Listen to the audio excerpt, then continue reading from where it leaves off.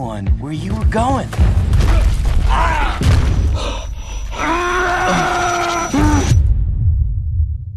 Oops.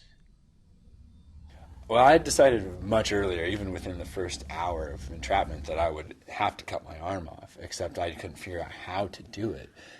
By the final night that I was there, I was pretty sure that I was gonna die.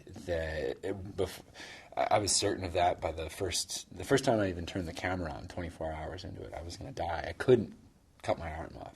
I would either bleed to death before I could get to medical help, and then I realized the knife isn't sharp enough to get through the skin, or then it isn't sharp enough to get through the bone. Then it was the epiphany of realizing that I could break the bones of my arm, and I didn't have to cut through them with the knife. I could break them. And from that point, it was just this smile of that I'm going to get to my family. I'm going to get home. I'm going to get out of this spot. I'm going to go home.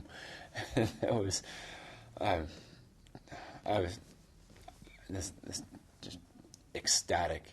Still today, I look at it and I wouldn't change anything. That wouldn't take a sharper knife, wouldn't have a jacket, wouldn't take more water. Like it had to happen the way that it happened. If I had left a note, for example, which is something I always did before, and this was just like such a lark and a kind of a walk on the beach, that it just didn't strike me as being of concern. To me, it's all been a blessing. What the gift of it is that it draws me out of my daily experience into a place of appreciation and gratitude.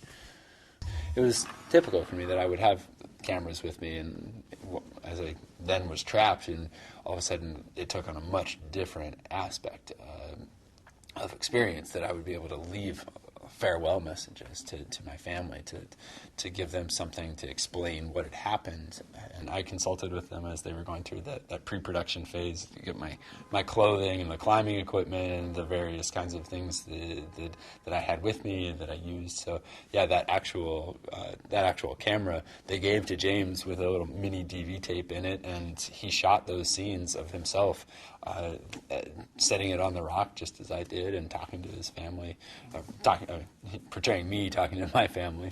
That it was, and then they used that footage right from the tape later on in the film, and there's the vision as I had of the little boy who comes running over to me as I saw this kind of in a dreamlike moment of the sixth day, the fifth night that I was there. That it was dark in the canyon, but I saw myself leave and go into a living room, and here I scoop up this little blonde-haired boy, and as I know that this is my future son. Here he is, and I'm looking him straight in the eyes, and it's that when I see it, especially with the soundtrack and the moving music playing, I'm just crying.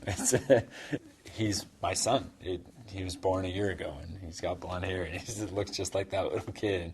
And in another year or so, we're going to have to get him a red shirt. So, I mean, I definitely have gone on to continue to climb in Yosemite and all these grand adventures, but so much of it was to try to prove to myself that I'm good enough and capable. And like, okay, yeah, do I need to keep doing that to the point where I'm going to end up killing myself on the side of a mountain somewhere from some accident on an adventure and leaving my family alone? Like, that's it's not my priority anymore.